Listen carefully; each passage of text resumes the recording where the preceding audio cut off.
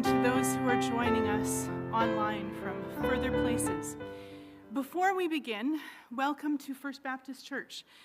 I have two pieces of information. One is that we are streaming. If you have a phone, please silence your ringers, your notifications, and your media. Cal, can we get a little bit more volume for our... Are we good? That's better. Thank you. Oh, and okay, my tech people are nodding, saying volume is better. So please turn off ringers, notifications, and media, because if it goes off during the service, it will be immortalized on YouTube forever. For those in the building who are not familiar with our church and may need a bathroom, they are located on that side and that side. And Doreen would be properly tisking at us because we are slightly later starting. So at exactly 1 hour, she had wanted this to be. Do not be surprised when I let you know that Doreen now requires that we fidget, because after an hour, she expected we would fidget and be bored. But I also know that there's no way that we can contain Doreen and her story necessarily to an hour. So let's focus on Ms. Doreen McFarlane. On behalf of Doreen's family, thank you for joining us in this celebration of Doreen's life. My name is Crystal Campbell. I am the pastor here, working with Wayne Morgan. Wayne is currently away and extends his condolences to you, the family, and the friends and the church as well. It's my joy to be part of this time, and it is also my joy to have gotten to know Doreen in the last few years. And I was asked to share a number of passages that she loved from the Bible. And the first one is John 14, 1-4. Do not let your hearts be troubled. You believe in God, believe also in me. My Father's house has many rooms. If that were not so, would I have told you that I am going there to prepare a place for you? And if I go and prepare a place for you, I will come back and take you to be with me, that you may also be where I am. You know the way to the place where I am going. What a wonderful statement from Jesus. Do not let your hearts be troubled. God prepares a place for us. Let's quiet our hearts in prayer for a moment, as Doreen would wish, and talk to God. God, Father, Son, and Spirit, you are the God of all comfort, who has gone before all of us. We grieve today in sorrow for our loss of the presence of Doreen, and we rejoice that she now sees your face in all your glory. Comfort us today. Give us hope, give us joy, give us healing tears and laughter. May our memories of Doreen be a blessing as we honor her life and the impact she had on all of us. Amen. Doreen loved it in church when we would sing the old hymns, and so now Bill and Emily Chung will lead us in Softly and Tenderly, Jesus is Calling. I think Carmen said that Doreen actually had this in her notes, right? As something that she wanted for today. So please stand and we'll sing this together.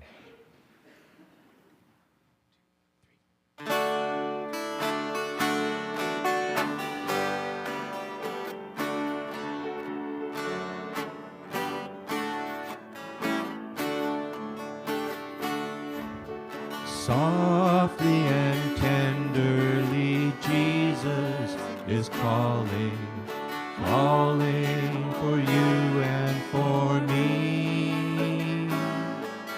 See on the portals, he's waiting and watching, watching for you and for me. Come home, come home, ye who are weary, come home. Earnestly, tenderly, Jesus is calling, calling, oh sinner, come home. Why should we tarry when Jesus is pleading, pleading for you and for me. Why should we linger and heed not his mercies, mercies for you and for me? Come home, come home, ye who are weary, come home. Earnestly, tenderly, Jesus is calling, calling, O sinner, come home. Oh, for the wonderful love he has promised, promised for you and for me. Though we have sinned, he has mercy and pardon, pardon for you and for me. Come home, come home, ye who are weary, come home. Earnestly, tenderly, Jesus is calling, calling, O sinner, come home. Earnestly, tenderly, Jesus is calling, calling, O sinner, come home. You may be seated. Dr. Don Stone, Doreen's brother, of whom she was inordinately and vocally proud, will now come and share Doreen's story with us.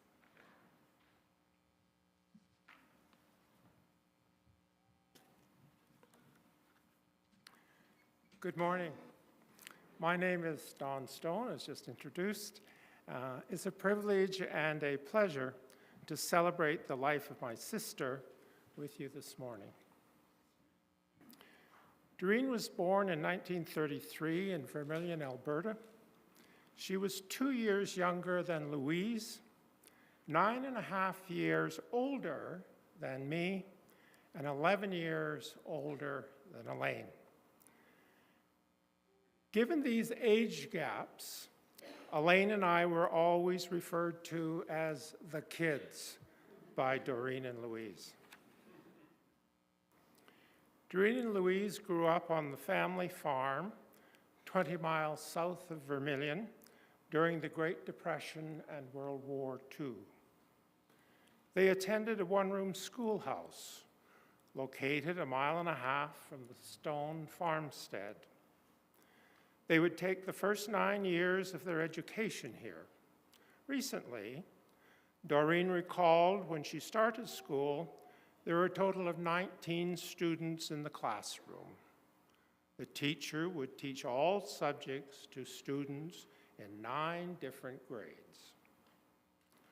When the weather was fine, Doreen and Louise would walk to school, ride their bikes, or ride their pony. In winter, my father or grandfather would ensure they were warmly bundled up, get them seated in a horse-drawn sleigh, and drive them to school. Doreen was always the most vocal and vibrant member of our family. She loved to sing and joke around. She was outspoken, witty, and always the life of the party. As a kid, I remember she could bring her friends to laughter readily with her stories and comebacks, especially on boys' comments. After she left home to attend high school, nurses training and work, Elaine and I would eagerly anticipate her visits. She would bring much joy and laughter into our home. For several years, my visits with Doreen were limited.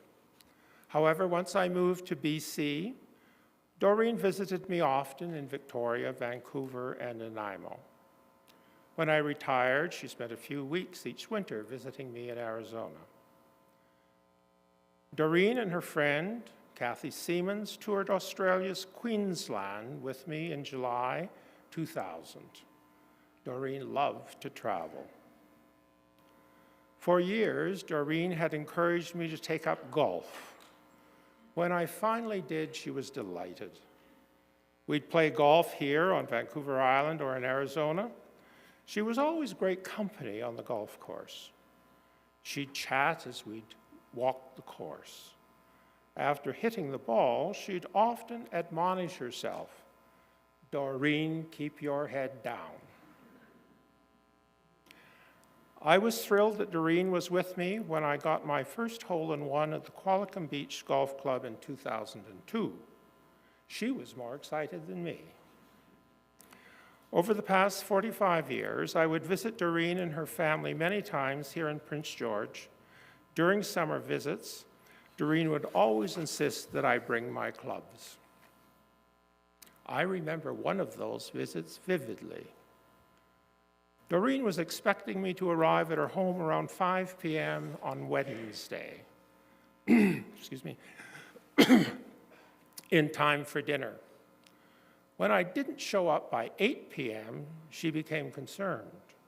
She phoned the RCMP, requesting they put out an alert for me in my vehicle.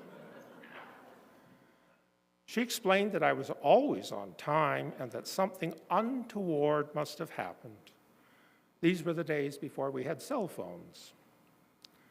When I showed up at 5 p.m. on Thursday, 24 hours later, I had just emerged from my vehicle when Doreen dashed around the corner of her house and cried out, "You're alive, thank God you're alive." I thought the woman had gone mad. What was this all about? She then explained. She'd expected me the day before. After a restless night, she had driven down to the RCMP station and convinced an officer to send out a province-wide alert for me. Something they normally don't do until the person has been missing for at least 48 hours. I guess the officer in charge heard her plea and sympathized with her plight. During one of her checkup calls with the RCMP officer later that day, she was informed that a vehicle matching the description of my forerunner had been spotted in Lillooet but was no longer there. Doreen was frantic. She'd imagined I'd picked up a hitchhiker, he'd stolen my vehicle, murdered me, and dumped me at the side of the road. Given this imagined scenario, I understood her tearful relief when she saw me in the flesh. This concern and love for her kid brother was manifest when she comforted me through cancer surgery and recovery from an accident. As long as I can remember, family turned to Doreen for medical advice and comfort. Her innate ability to extend compassionate love and care to others was a hallmark of her persona. For well over 10 years, Doreen and I have chatted on Skype and FaceTime almost every night, even when I was on trips abroad. We chatted almost daily when I spent 2 months touring South Africa. She was concerned about my personal safety as I was traveling alone. Like many of her generation, Doreen was thrifty but not cheap. She was generous when family members were in need. She was also generous with her advice, whether solicited or unsolicited. Doreen was a strong, independent woman. She could be feisty, stubborn, impatient, opinionated, and argumentative. But she was always honest, kind, thoughtful, compassionate, and faithful to her family and friends to the end. Doreen was a woman of deep faith. She read her Bible daily, prayed regularly, and made sure grace was said before each meal. She would always assert that the Lord would take her when he was ready. She is now with the Lord, her Savior in life and death. Doreen was a loving sister, mother, grandmother, and great-grandmother. She never forgot family birthdays, always sending a card and gift to her children, grandchildren, and great-grandchildren. Spouses and partners were remembered as well, along with her siblings and close friends. Last November, many family and friends feted Doreen on her upcoming 90th birthday. I had the privilege of reading the many notes enclosed in her birthday cards. Most expressed how her life had brought so much joy, inspiration, and comfort to them. Doreen was well aware that medications and treatments over the years had enabled her to live a long life. She would proclaim that prayer was equally responsible. Although Doreen's physical condition deteriorated in recent months, her mental acuity remained strong. Over the years, she faced her health challenges with courage, grace, and faith. Doreen will be laid to rest next to our parents in the Mount Auburn Cemetery south of Vermilion. Doreen chose her resting place in the farming community where she was nurtured as a child and beside parents whom she dearly loved. Today we all mourn Doreen's passing. However, we've come together to celebrate her remarkable life. Her spirit will live on in the hearts of her daughters, Roxanne and Colleen, her son-in-law, Norm, and her grandchildren, Thomas, Daniel, Aaron, Carmen, Samantha, and Alex. Her 9 great-grandchildren will miss their loving Gigi.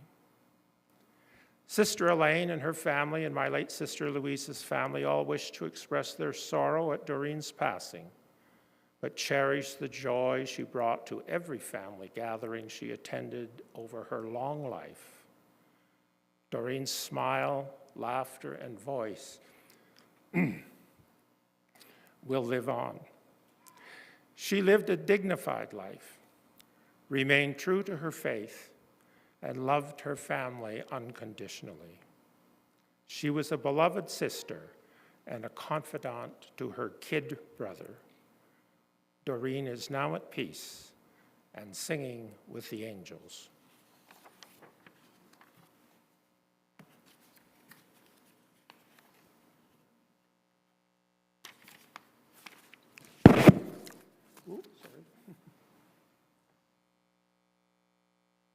Sadie, it's your turn. Sadie has been a friend of the family for a long time, and I'm going to let her introduce herself so that I do not mispronounce her last name.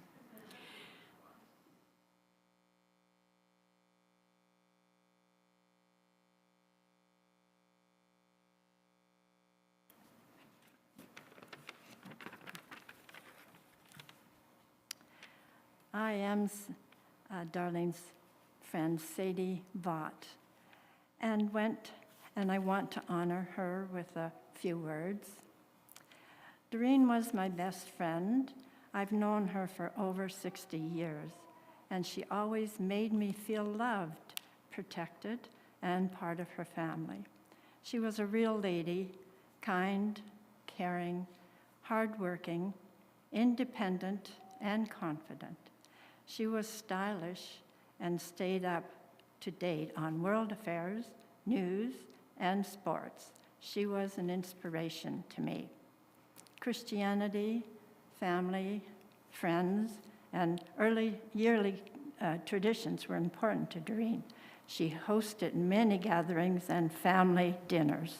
She was grateful for her life and never complained or dwelled on herself or her failing health. We took many trips together, and she introduced me to the world in many ways. First time in the big city of Vancouver, Doreen had to explain to me who the painted-up, scantily dressed girls on the street corners were. Another time, Doreen had visited Montreal and bought me some stylish leg warmers. I didn't know what they were and thought they were just long socks that wouldn't stay up. I had been using rubber bands to hold them up. In 1987, she wanted to go to Europe. I couldn't understand why she wanted to go to see a bunch of old stuff. On this 7-country bus tour, I learned Doreen's rule for packing. If you can't carry it yourself, you can't take it. I came home feeling cultured and worldly, and it was the best trip ever. In 1992, she wanted to take a trip to Israel. This trip was a 13-day bus tour, and it had a big impact on me. Seeing the biblical sites and hearing the history was so meaningful. We also did a lot of praying on that trip, as it was cold and snowy, and our bus had bald tires. Doreen, we all thought you would live forever, but it had to be that the good Lord was ready to take you to your heavenly home. Thank you for all your years of friendship, love, encouragement, and help. Thank you for always being there for me. When you left, you took a part of me with you. I will miss you and keep you in my heart always. Farewell, dear friend.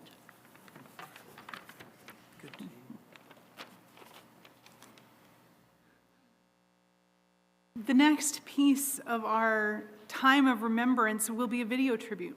Doreen was incredibly proud of her grandchildren, and so I'm pleased to say that the voice you will hear singing is Carmen Brown, her granddaughter. The tribute is taken from the slideshow that was shown at her birthday. And if you are curious about more pictures, the family have actually made the slideshow available in the foyer after as well, the longer version. So let's watch a bit of Doreen's story in picture.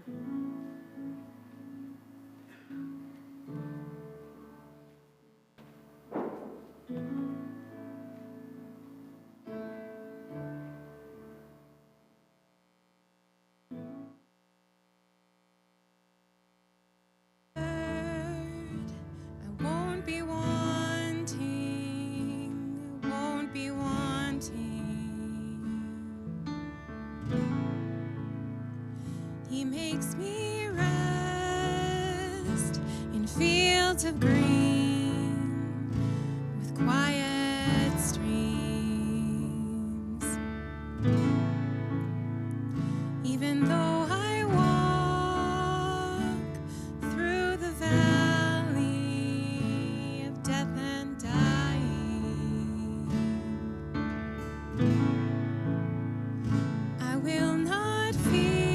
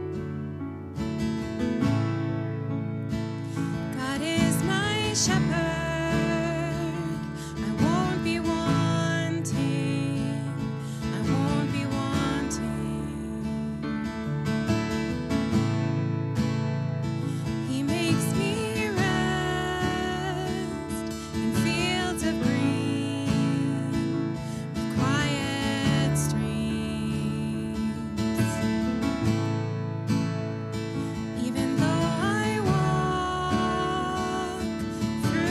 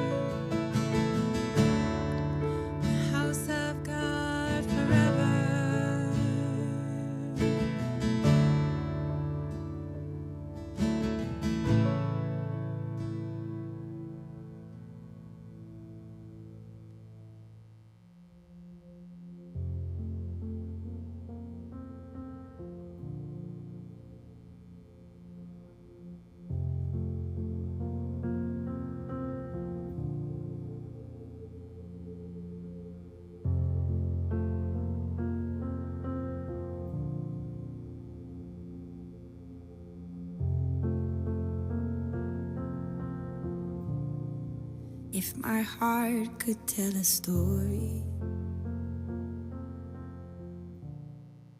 if my life would sing a song.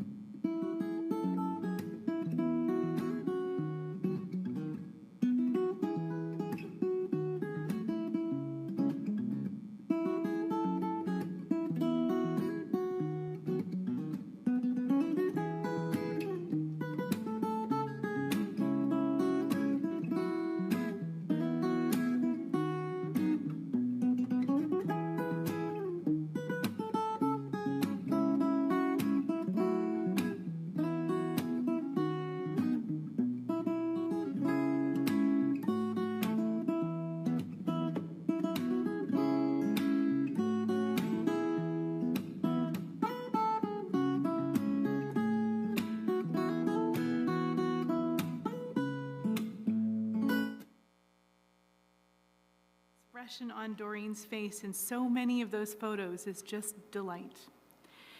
And she would be delighted now as her grandchildren will come up and share memories, some perhaps quite short and some longer. Rather than me list your names, would you come up and introduce yourself so that people will know who is speaking?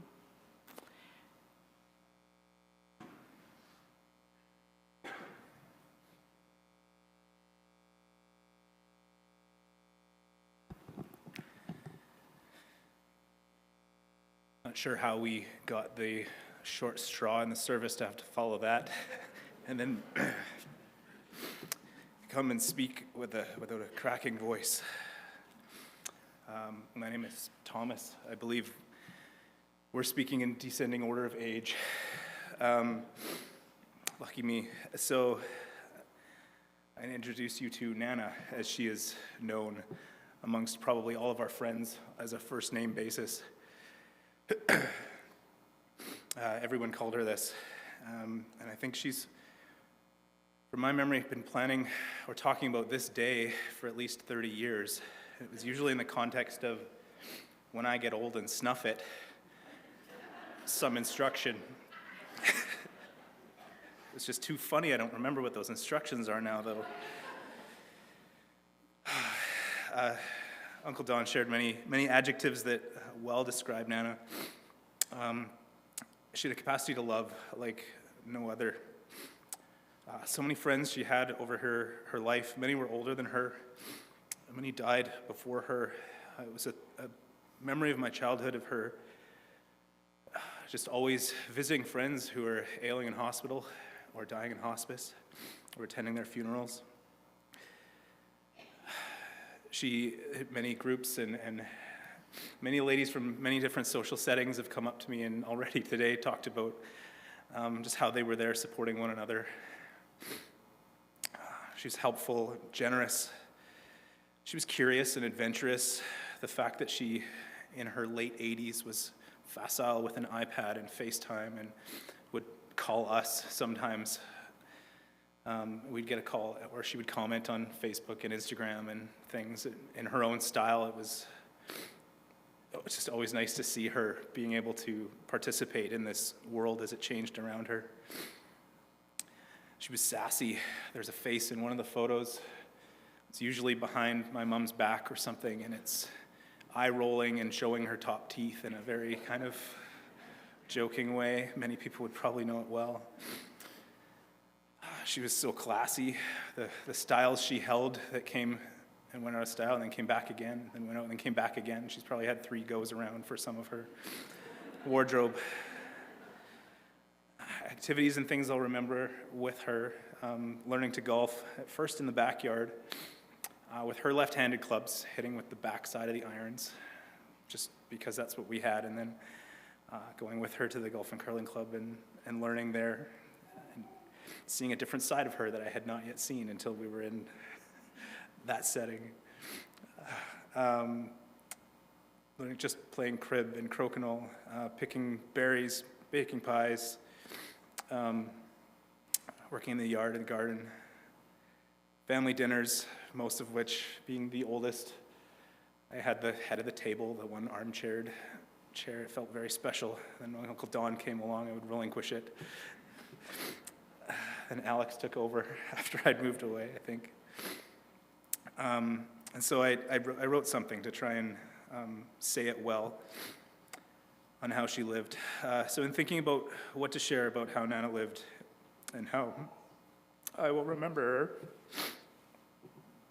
themes that recirculated in my head were her steadfast faith and unremitting proclamation of Jesus as Lord and Savior, along with the love and service she showed countless others.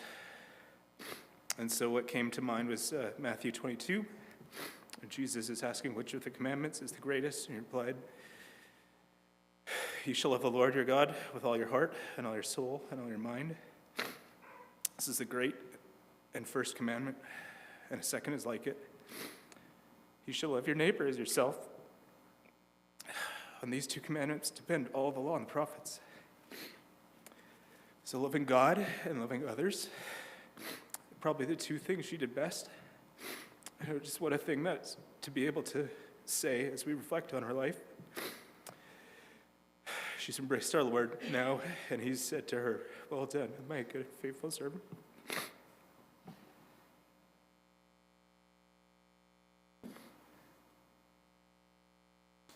Hello, I am Daniel. I am the second in order. Although your program may say something differently, I was born 16 minutes before Aaron. And I hope that my time up here is shorter than 16 minutes, but I also think I'm the shortest, which is unfortunate, but I'm going to read verbatim because I think that's going to be a bit easier of something that I comprised just kind of tiredly last night and this morning, so bear with me a little bit, but here it goes. Almost all my memories of my Nana are positive, even the earliest of them, which roll together into impressions or notions of her essence, imprecise and difficult to convey. I do recall being very young, alone in our kitchen with her, as she looked out the window in the early evening at my siblings playing. She is smiling and chuckling in amusement as she pauses from doing the dishes to look over her shoulder and at me, gently uttering something warm and encouraging. Her presence feels wholesome. She is one of the purest reflections of the Lord's loving care that I will ever experience. As I grew older, my memories of her concretized. They continued to illustrate other aspects of her beautiful spirit, proper grandparent things. She would stop in for visits and come to our defense against our well-meaning but exasperated parents, reprimanding my mom if she didn't speak to us in the softest of tones. Hugging and encouraging us, she would sneakily eat the Brussels sprouts left on our plates that bound us to the dinner table and forestalled the second serving of the pie that she would insist on. Also, we loved it when, on the offhand, she would humorously let an expletive fly, usually as part of some age-old obscure expression that fit the situation perfectly. She would do it with a sideways glance and a glint in her eye, and it would always get us riled up. I would be remiss if I didn't speak of her stubborn strength by recounting the time I watched her front flip off her roof. Unfortunately, given that it wasn't on purpose, I can't use this as an example of her athletic ability. I was 5, and I have no idea why I was at Nana's house alone, but she decided that was the day to top the tree outside of her bedroom window. I remember feeling uneasy about the whole situation. She was bent over at the waist, sawing away at the tree when it gave way unexpectedly, and she fell forward from a height of probably 12 to 13 feet, landing on her back on the concrete walkway. She was injured badly, but did not panic or call out. She managed to raise herself to her feet, and I helped her limp into the house. She was bleeding from somewhere as she went to the bathroom to tend to her own wounds. She requested I call 911, but when I was scared to do so, was satisfied to have me just call my mom. I would need to be picked up anyway. Nana made a lasting impression on me with the way in which she treated all with dignity and the Lord's love. I remember a particular public event with many in attendance. Standing off to the side was an outcast, a man of something of notoriety, uncomfortably observing the crowd. My Nana was actively engaged in lighthearted discourse with respected company when she noticed this person. She walked well away from the jovial group she stood amongst to engage respectfully and earnestly with this dejected individual. She was not concerned with any tarnish to her reputation. She honored and comforted the lowly, as Jesus would have done. She echoed this principle in career advice she passed on to me during a recent visit. As we spoke about my new job as a manager in the hospital, she was very concerned that I listen to and respect those in the lowest positions, those on the front lines who are really doing the work. She said, "Everyone wants to listen to the surgeons and jump to what they say, but if you want to find out what's really going on, you talk to the housekeeping staff." During that same visit, she attentively listened to me recount some of my current woes, which I was forecasting into the future with consternation. She reminded me that each day has enough trouble of its own, that some days all we can do is try to get to the end and leave the rest for tomorrow. I found this astonishing and remarkably comforting coming from a woman who seemed to have it all together, to be so composed and successful. She said, "That's what I do all the time." I think we should take Nana's advice and apply it to our grief of her loss. Certainly, it hurts as we miss her, but we have so much hope and reason to celebrate. Nana lived a good life. She fought the good fight, she finished the race, and she kept the faith. and she can look forward to her crown of righteousness. The Bible says, "Precious in the sight of the Lord is the death of his saints." She maintained remarkable capacity until the end of her life, when she died well, surrounded by much family and friends. We are also told that death is the destiny of all men, and the living should take this to heart. My Nana did so. She spoke to me about it at least twice before she passed, and I know that she was at peace. May we be as wise, brave, and faithful in our lives and in our deaths.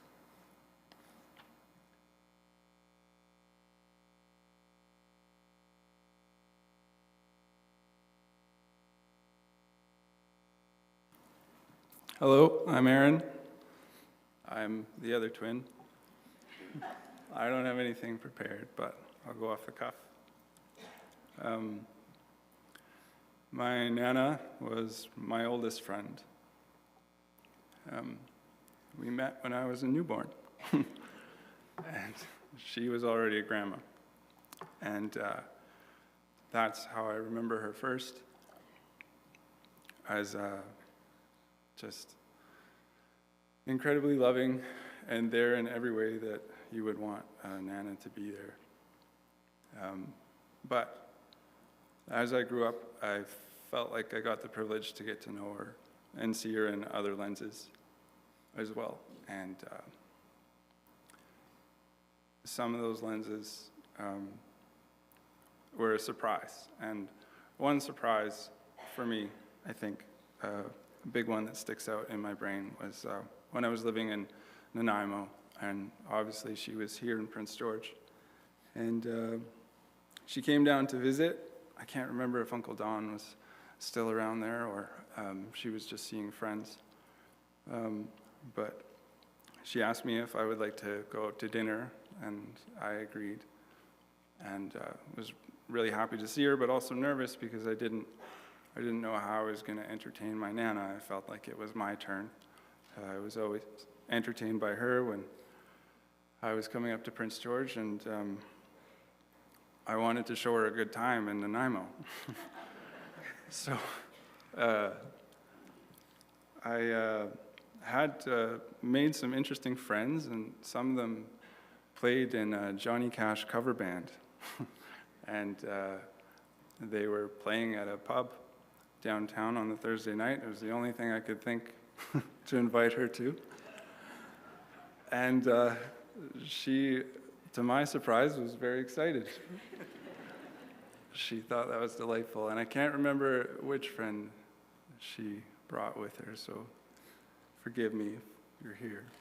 But yeah, I was just really surprised that she knew all the words to all the songs. And she sat there tapping her toe and tapping her hand and singing along at the back of the pub, and her and her friend had burgers, messy hamburgers. And yeah, I love to see that because I feel like I got a glimpse of her as a younger woman, just enjoying herself out on the town. And that was a real privilege. The other ways that I think about my Nana, so one would be Johnny Cash.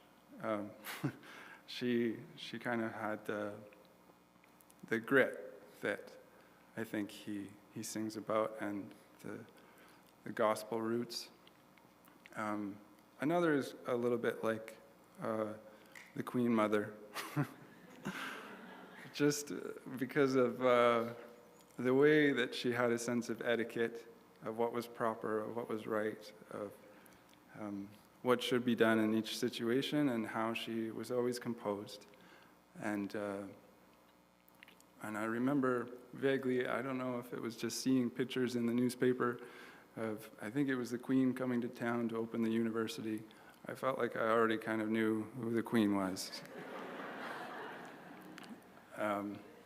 So yeah, on the golf course, she was excited, and my interest in golf for a while too, Uncle Don, around grade 8.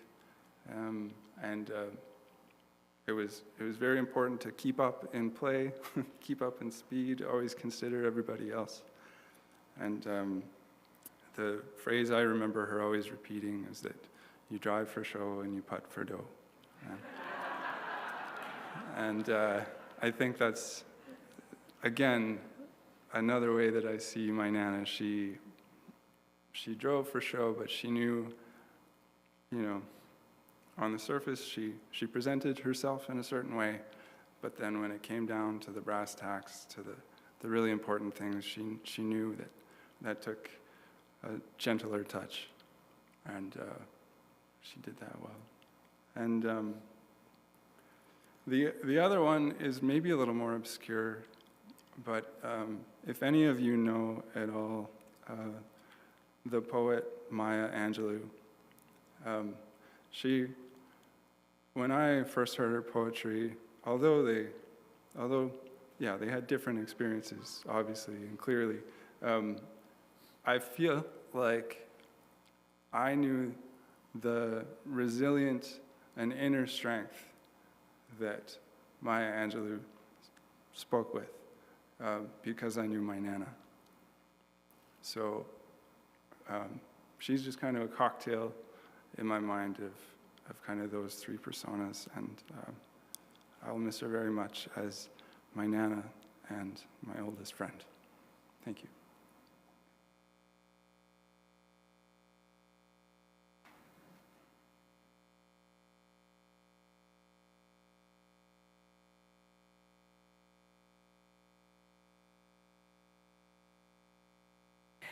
Okay, I think this is just going to get harder as we go down the line because I feel like my brothers have shared so much of what I felt about Nana, so I'll probably be brief.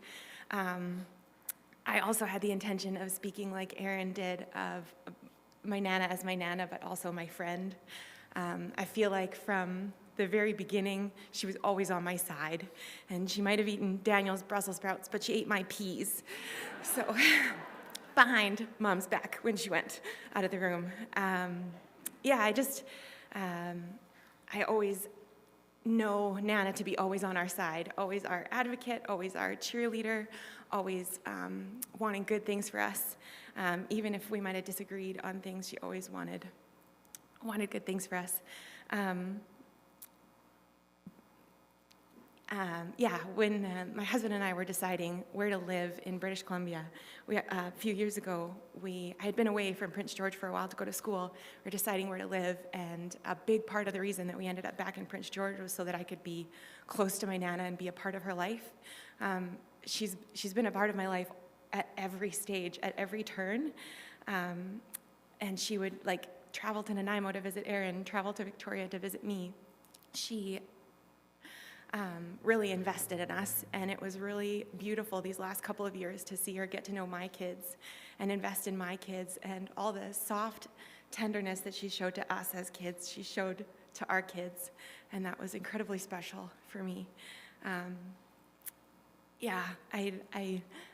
share the memories my brothers have of berry picking and getting 2 slices of pie and many other things, but I also just enjoyed her humor, and the one thing that I am thinking of today that's stuck in my brain is just a few weeks ago, actually, we were around the dinner table, we'd had family dinner, and we were playing crokinole, and my dad and Nana teamed up against Alex and I were full of talk. We thought for sure we were going to win this against the old people, and they skunked us 100-0. It was very embarrassing, and in the later years, Nana always used to play crokinole, and she would look very carefully at her fingers, and she'd miss a shot, and she'd think, that's my crooked finger. I gotta stop using my crooked finger. But that didn't stop her skill. Anyway, I don't have a great way to wrap this up. I also will miss her very dearly. I'm really, really grateful for the closeness we were able to share over my life, and there's been a lot of talk lately of how proud she was of her grandkids, but I hope she knows that we were proud of her, proud to know her, proud to introduce her to our friends, proud of the person that she was, and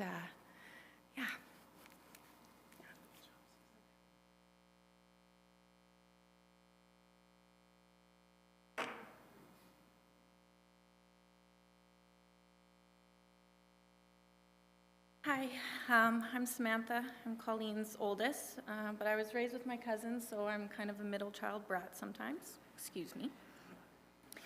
I think we all had a very unusual relationship with our Nana in the way that she was an integral part of raising us. We all at different times had lived in that house with the yellow carpet that we all remember so fondly. Yeah, so she was a parent for me a lot of the time. I always called her on Father's Day. I once sent her a Father's Day card as a joke. I'm gonna be a bit weird here and just talk directly to Nana in front of you all because I think you all carry her inside of you, so she'll be able to hear me. I'm sorry I missed your last days, but I just wanted to thank you. Thank you for giving us our sarcastic humor and quipping all the time. Thank you for pulling me out of my darkest times, as well as supporting my mom and my auntie their whole lives. Thank you for giving me my cousins. They're some of my best friends. Thank you will never really cover exactly what I want to say, but I know you know I love you, and I know you know how important you were to everyone. And now that you're gone, you'll still be the voice in my head telling me what the right thing to do is, like you always were. And I miss you.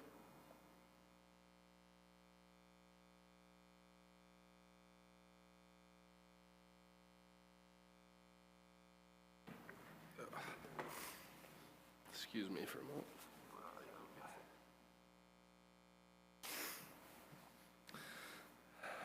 Hello, everybody.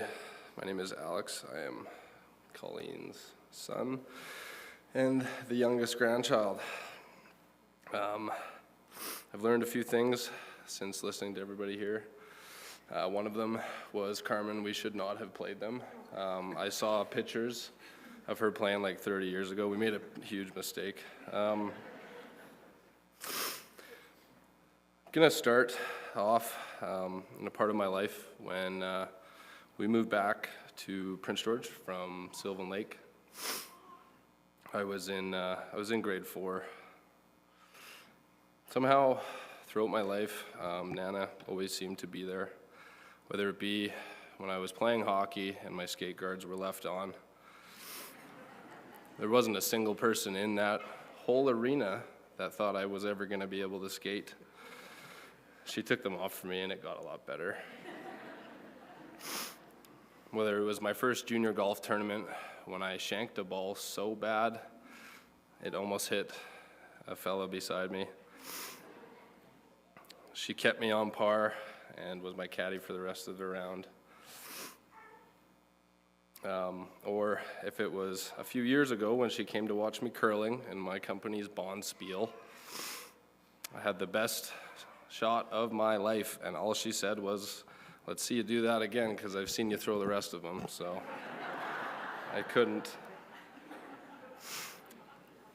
When I brought home my first grouse, which I was very proud of, by the way, Nana showed me how to cook it. She would wrap it in an orange peel and wrap the orange peel in bacon. If you haven't tried it, just do it. It's fantastic.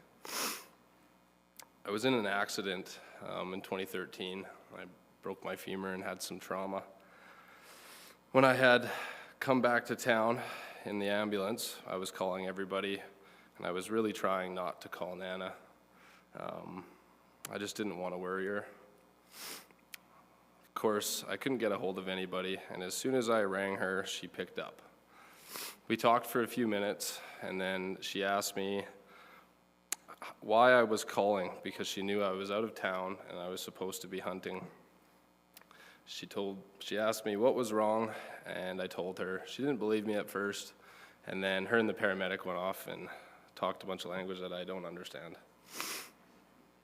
I think it was then that Nana turned into an F1 race car driver. Somehow, that 80-year-old woman met us in emergency. I don't know how she got there so fast.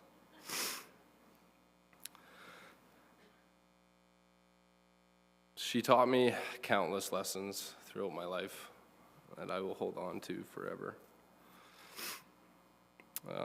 I had a paper route when I came back, and I found out that if I could just throw a few away, it would be less work. Nana found out, and she would follow me in her car.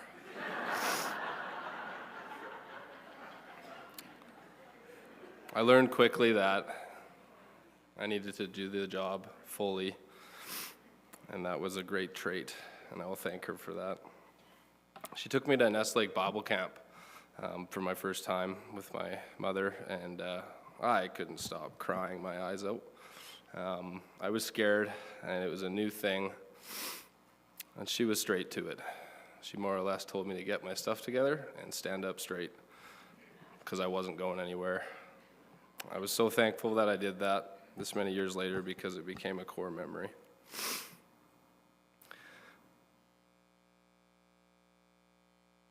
I was thankfully, I picked up a very similar hobby to her, and that was golf. She quickly, every year, would buy me a golf membership for my birthday that came before the season. She would pick me up at school, take me to junior nights every Monday, and she would walk the course. I can't tell you how many rounds we have played together. Luckily enough, I even got to play one with her last year while she was at the ripe age of 89. Believe me, she would not get in the cart with me. She would walk, and she would walk. I learned a lot of things on the golf course, many lessons that portrayed to golf as well as the rest of my life. I learned very quickly that if I threw a club after a bad shot, even just saying it makes the hair on my neck stand up, because I knew that she would probably strike me with lightning if I did that again. I believe there might be at least one lady in here that was present when this event happened. I was on about the 7th golf hole at the curling club. I was frustrated, and I decided that I didn't want to be there anymore, and I didn't want to finish my round. Without hesitation, Nana dug her Ford Taurus keys out from her bag and handed them to me and said, "I will see you later." As I walked off, I figured that she would soon be there to take me home. I was wrong. I sat in that car for a long time. Believe me, I never left again. As it's been mentioned, I didn't know Nana in her working life, but I can imagine it was something to the tune of what she would handle on the golf course. I would still get snaps to this day when she was with Liz or Anita on the golf course, and my friends knew that she was coming to uphold their pace of play. She was a force to be reckoned with. If you saw Doreen coming and she was getting closer, you needed to go faster.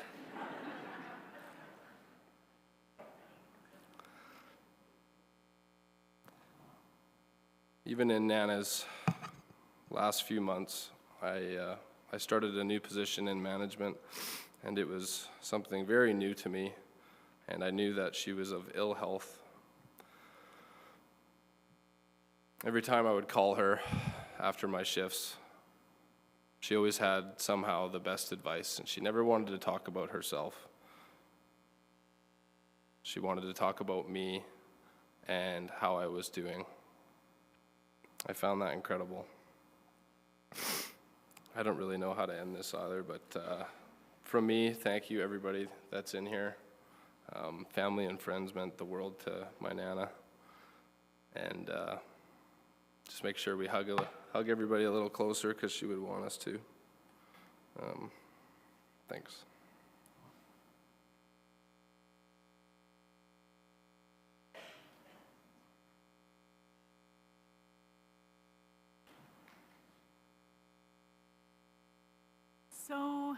So many memories, and so many stories that we do not have time to share during this moment.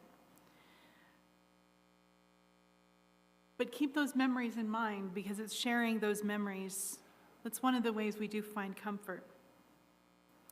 We who remain, who are going to be missing Doreen's presence, laughter, wisdom, her sarcasm. We grieve, but we have hope for a time to come when we will see her again. I'm one of the newest who've met Doreen. I've only been here at First Baptist for about 3 years. And one of the things that happened in my very first week was I was told about the 2 ladies who would come to fold bulletins, and I would love them. But that I should be a little bit careful because Doreen could be a little sarcastic.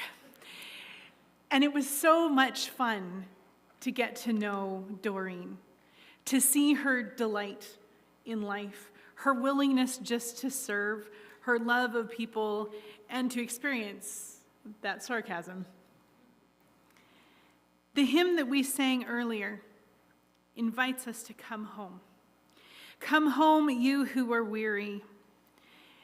It sounds very much like for the family, Doreen was a very strong expression of home.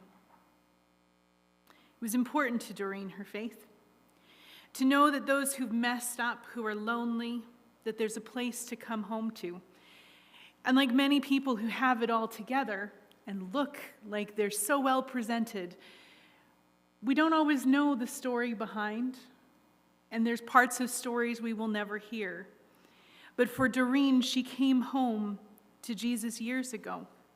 When that hymn is sung at funerals, I find my mind tends to think of the heavenly home, the place that we think of Doreen going to. But she came home to Jesus years ago, and her faith carried her. It came up often when we would chat in the office, and often it would come with a wish that everyone could experience the hope that she clung to and find the strength that underneath that fierce personality that she leaned on. The hope that gave her peace to be able to march through life with her strong person and her huge heart, to keep marching, to try to make right the missteps, to learn and grow into something wonderful, and she grew into something amazingly beautiful. Coming home is what Doreen did in turning to Jesus and in seeking him throughout her life. Her home in Jesus was years old, and she strived to live it, as her family has testified. To love God with all she had, and to keep walking, loving others like Jesus did. I remember in the last months that her passing would come up more and often, and yes, often with a little bit of sarcasm, in knowing that she would soon pop her clogs. And she was ready. She was ready because she had found peace, and she was not terrified or scared. And it was such a light to me as pastor to be ministered to by her in seeing the peace that she found as she struggled. To know that maybe one day I can be half of what Doreen is when I get to that age. One of her favorite scriptures was Philippians 4:13. I'm going to read from verse 12. I know what it is to be in need. I know what it is to have plenty. I have learned the secret of being content in any and every situation, whether well-fed or hungry, whether living in plenty or in want. I can do all this through him who gives me strength. Most recently, we talked of her leaning into that peace and contentment of Jesus as she was struggling, as her body was beginning to not pull its weight. And there was a certain amount of frustration that she couldn't just get her body into line. Doreen's passing. She's been home with Jesus for years because Jesus was her home. And right now, she's simply stepped into the next room. And it's a room where one day we will see her again. And because it's Doreen, I'm pretty sure she's listening at the door, and she knows that we were supposed to start fidgeting 6 minutes ago. We're sorry. It took more than an hour. May God's love and peace and strength carry us as it carried Doreen. And may her memory be a comfort to us as we share them, because I know there's more stories, because I have heard some stories this last week as we've enjoyed talking about Doreen among the circles that are here. And I know some of them are very funny, and I know Doreen is thankful there's no open mic. During the last weeks, the family was able to be together, and we're caring for Doreen for a while. And Norm, if you would come up. During this last period, Norm wrote a poem as he was caring for Doreen. Would you please share that with us now?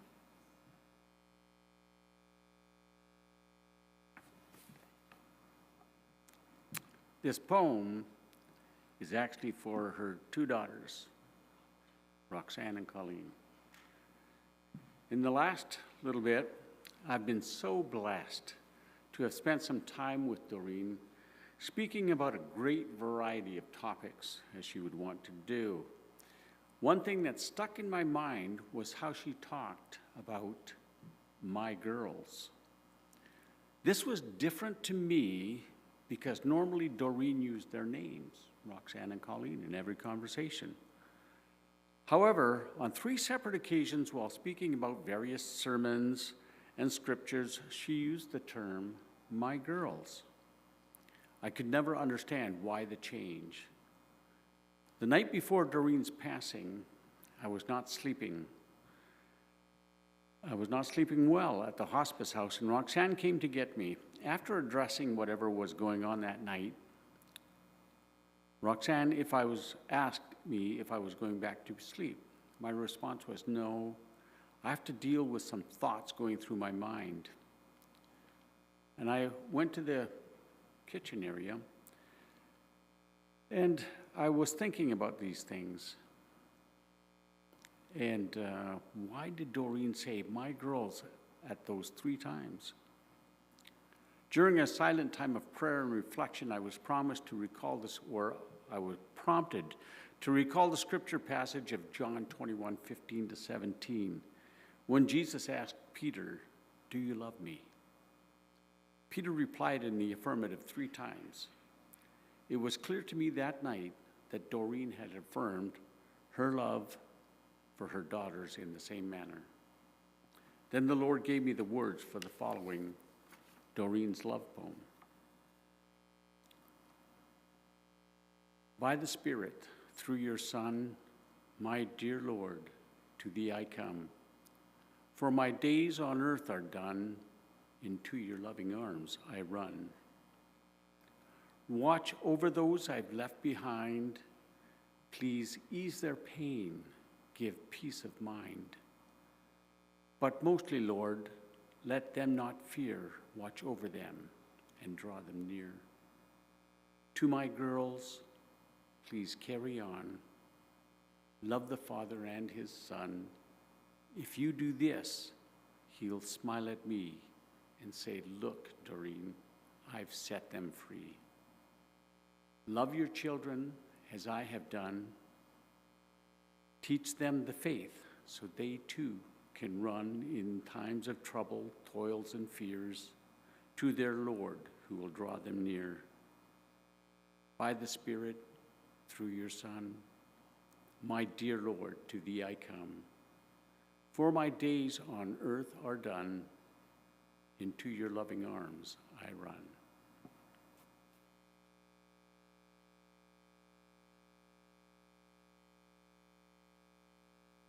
Please stand and join us in singing as Bill and Emily lead us in the great hymn, It Is Well.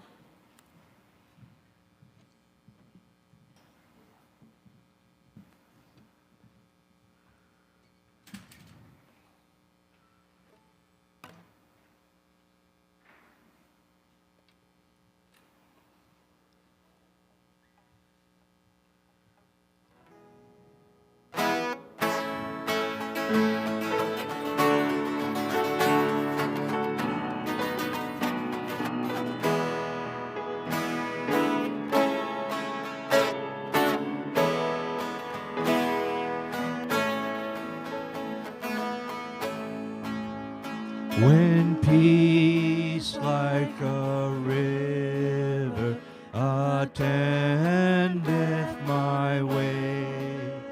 When sorrows like sea billows roll,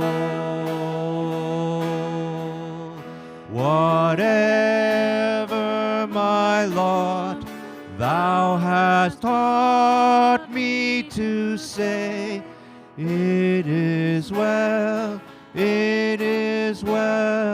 with my soul. It is well with my soul. It is well with my soul. Though Satan should buffet, though trials should come, let this blessed assurance control, that Christ hath regarded my helpless estate, and hath shed his own blood for my soul. It is well with my soul. It is well with my soul. My sin, oh, the bliss of this glorious thought. My sin, not in part, but the whole, is nailed to the cross, and I bear it no more. Praise the Lord, oh my soul. It is well with my soul. It is well with my soul.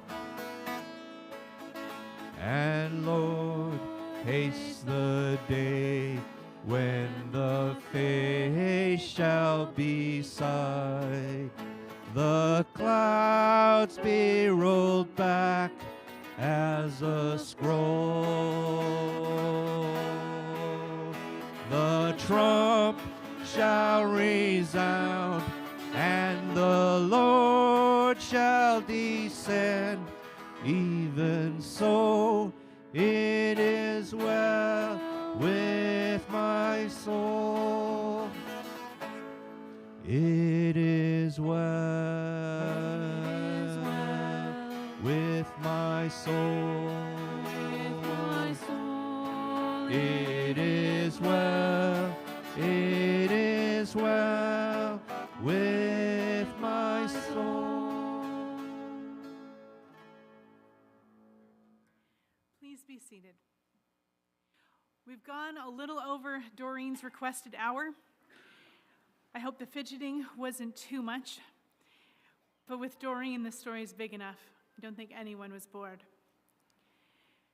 Thank you for being part of this time, remembering the remarkable, awe-inspiring, intimidating, sarcastic, fiercely loving, incredibly kind, generous, humorous, faithful, and full of faith, Doreen McFarlane.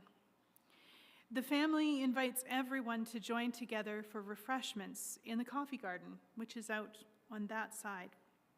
Seating in that space is limited, so please feel free to mingle and gather in other areas as well to enjoy your food. Share some memories, because as I said, I know there's a lot more stories. In a moment, I will be closing our time in prayer, after which I will guide the family from these front rows. After the family has left, please stand and go forth. And and remember Doreen well, but stay for food first. Let's pray. God, thank you. First, in grace for the food, as Doreen would have wanted us to remember you in that. We thank you for the delight of that which we will eat. Thank you for the hands that have prepared it for us today and are taking care of all of those details. Bless them and bless the food. And God, we have laughed, we've cried. You've heard our joys and sorrows as we think of Doreen, the joy of knowing her and of knowing we will see her again when we too step into the next room. And our sorrow at the loss. We thank you for Doreen, for her life, the light she was in our lives, for every pointed discussion and cheeky joke, for the way that she united her family, was home for them, for the way that she brought her friends together and served so faithfully in so many places. As we go from this time of remembrance, may many memories come to mind to comfort us. May we live in the hope that was so much a part of Doreen's life, hope in the home that she found in you, Jesus. Amen.